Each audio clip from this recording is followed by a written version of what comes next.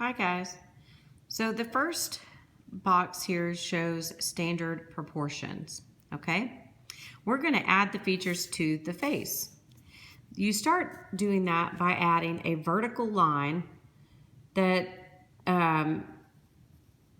literally breaks the face in half, okay?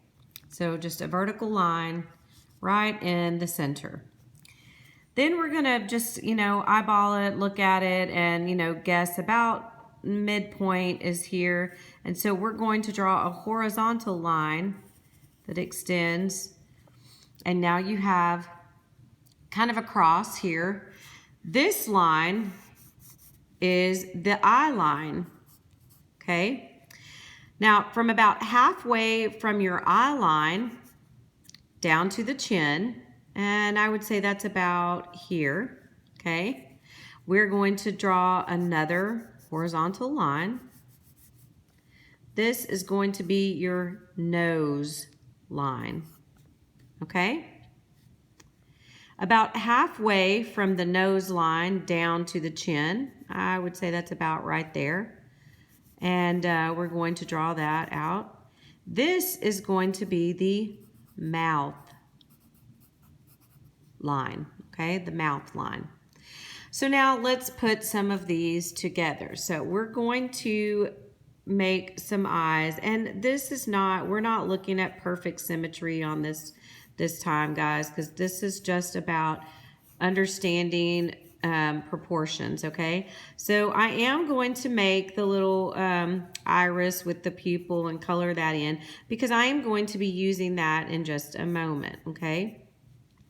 So now that I have my eyes, which were just literally some little football or almond shaped eyes here, and you notice that this space in between is approximately the same distance as one eyeball width, okay?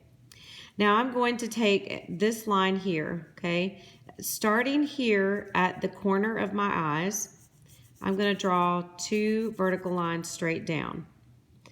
This is going to tell me where my nose fits in, okay? So then I can draw my nose, and you just, the base of your nose, okay? All right, and we're obviously not drawing it to perfect scale and proportion, okay? But this just gives you an idea of what that would look like, okay? Now, the mouth is going to rest here on your mouth line.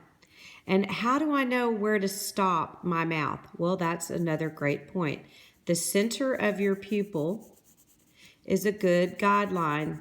You draw two straight lines down, and this is where you would stop your mouth. Now, really cool part is between here and here, this obviously includes your hairline.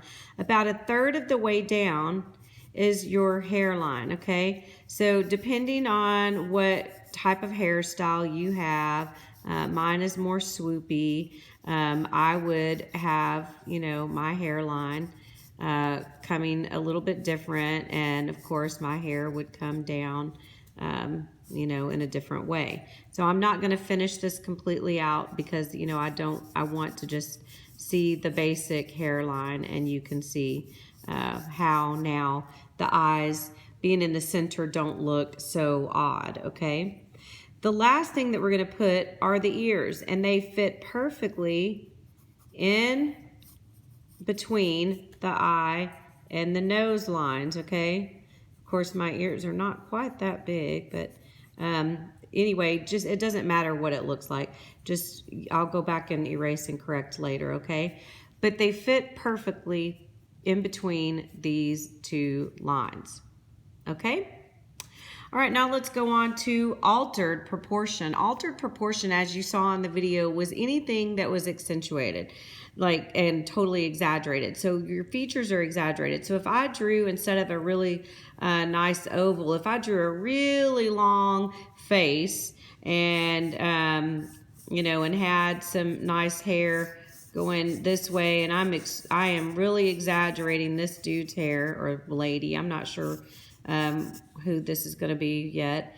And I am going to create a really large nose here, and I am going to exaggerate this by adding some really large teeth, some really small lips, and we'll see maybe just some, just some cartoony eyes.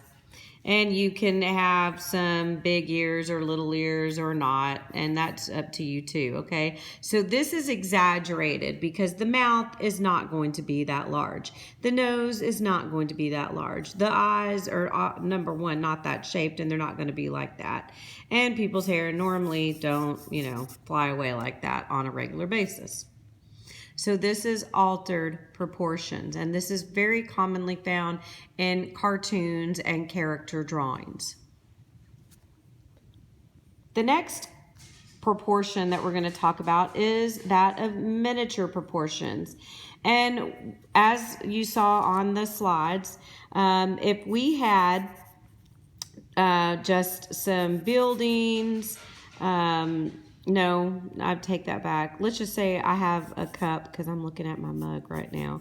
So I have a mug, and then I have a tiny figure like me, but we're just going to make a sort of a stick figure, but not a stick figure, okay? So we're going to have a little body here, and just to show relative size though, okay? So here you have a person that is standing on the rim of a glass. You know that that is not, or a mug, you know that that is not a normal size, okay? And so then I'm gonna just, create a little sketch here of a book that's kind of going that direction. And so now you can see that this is definitely a miniature proportion when it comes to the person here on the cup.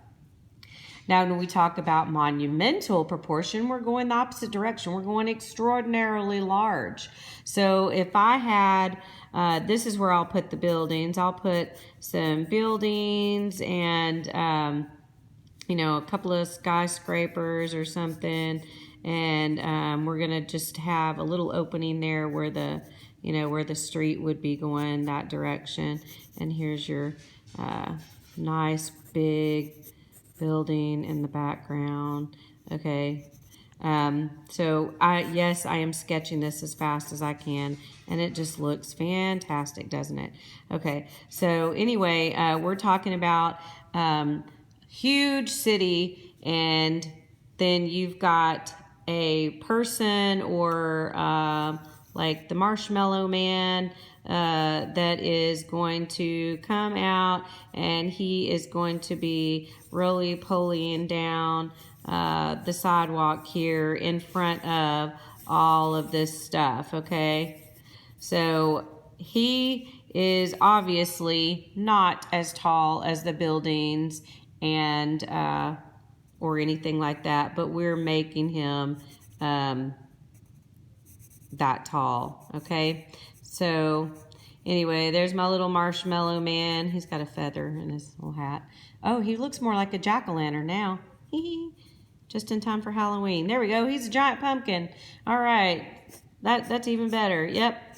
He's a pumpkin man. Okay, so we've got Mr. Pumpkin Man now. And he is ginormous, and he is coming to take over the city. Yay! Okay, so those are the 4 principles of design proportion that we wanted to talk about. And of course, our project we will be starting on tomorrow, and then we have an actual major grade that will use one of these 4 types of proportions starting next week. All right, see you guys tomorrow. Bye.